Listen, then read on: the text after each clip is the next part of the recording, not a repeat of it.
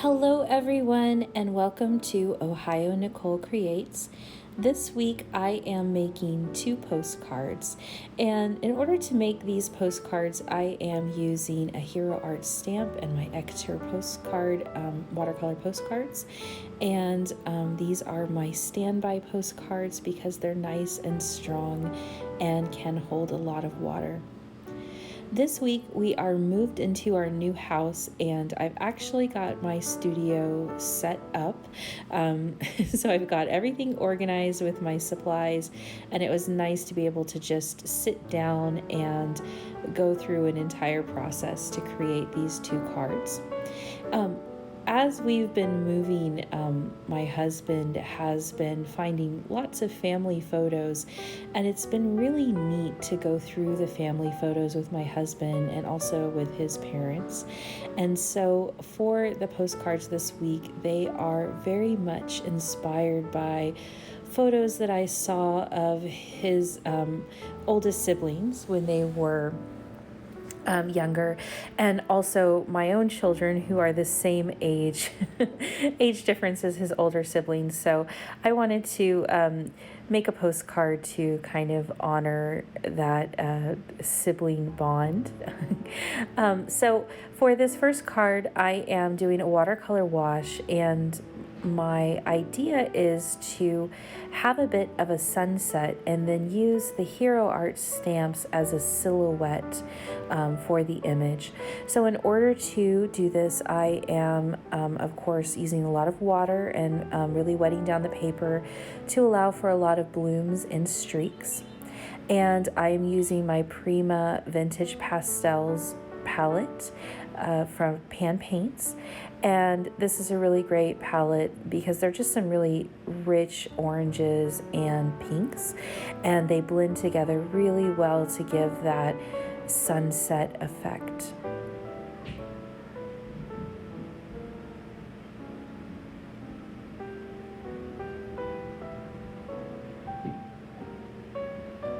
As always, I am allowing the layers to dry in between, and I'm using my heat tool to speed that process along. And I find that in order to layer the colors, it's really helpful to just to build those layers to allow the colors to rest on and blend with one another. So I like to try to start with the darkest colors at the edge and blend them lighter towards the middle of the painting. I did end up pulling the pink lower and lower in the painting as I moved forward, and it actually worked out really well since the silhouettes are on the bottom third of the image. The streaks and the blooms that came from the paint and the sunset just really highlighted those figures after I filled them in.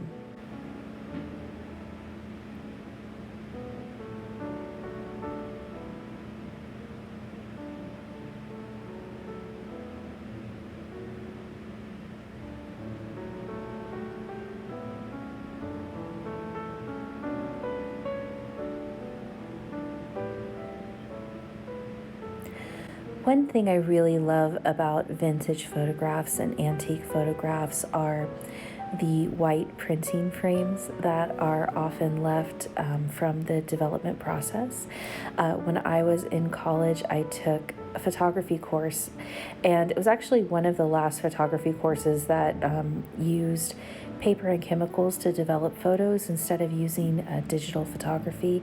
And I just love that white frame that would come around during the printing process. So I tried to emulate that here with these images in order to give it that Kodak feel. For my second image, I wanted to play a little bit with the idea of time, and I was interested to see how these same silhouettes would look on different backgrounds. So I'm using a very similar process, but I am going to use colors that would evoke a feeling of twilight. So in order to do this, I am using my Prima Currents palette, which has a lot of really great deep and light blues and just a little pan of purple to mix together these kind of twilighty images to offer a background for the silhouettes. And with pan colors, and I've mentioned this in past videos, sometimes they do dry lighter than the wet effect. So with the twilight kind of look, I did go back a few times to add additional layers to really get that deep and dark look. I actually had a question about why I taped down the images, and I like to tape down the images because when you add a significant amount of water for the wash, it can buckle the paper, or the paper can bend up under the water. So taping down not only gives that cool kind of white pristine border, but it also helps the paper to stay flat while you are manipulating and painting on and even drying. If you don't like the look of the buckled paper, if you don't like your paper to warp at all, you can work on it and then dry from both sides, and that helps a little bit. But the nature of watercolor paper is having that kind of texture to it and that little bit of warping.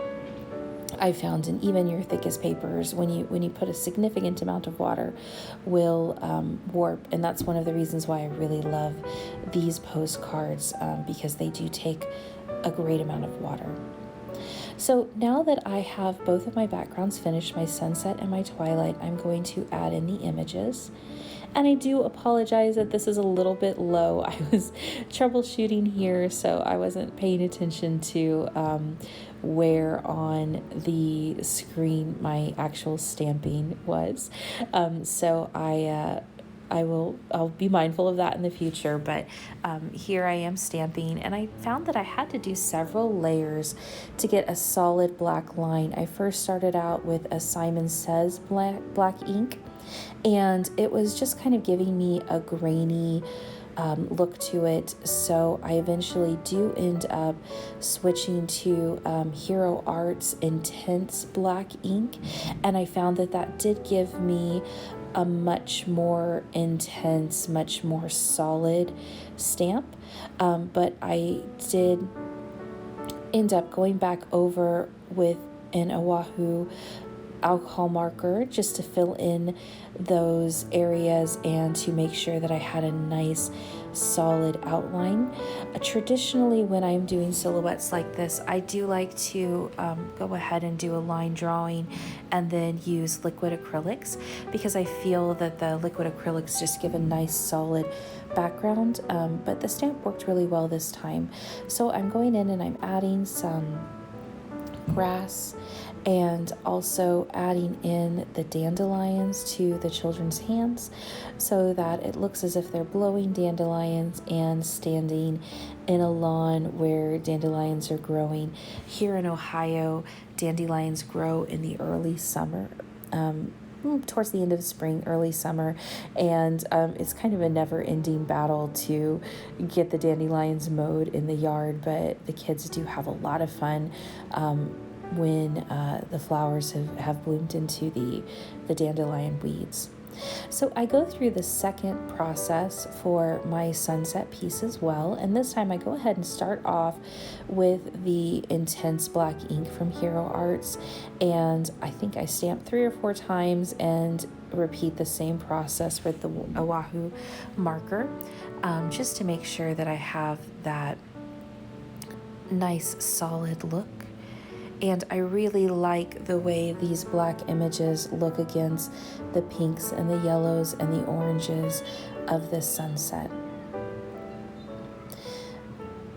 I did not like the way the stamp overlapped the frame on the twilight image.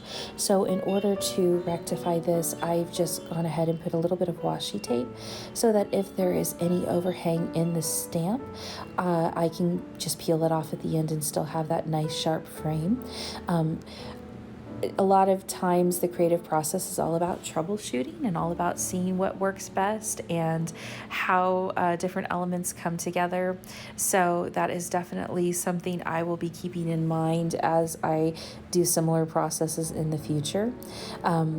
I thought about redoing the first postcard, but it's helpful sometimes to see errors that other people make, so that you can be mindful of that as you go through your own process. And here I am again, just kind of using the fine tip and the brush tip of the Ohuhu marker and coloring in those spots to get the solid outline.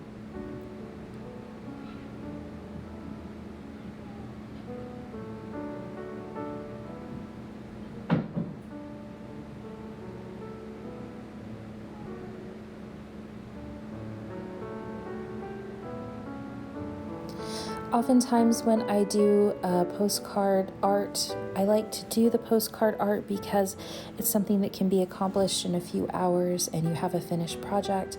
And there are so many places where you can send these cards so that they can be donated to people who need a smile or send them to friends and family, but it's just a wonderful way to practice new skills and also send a little bit of a smile.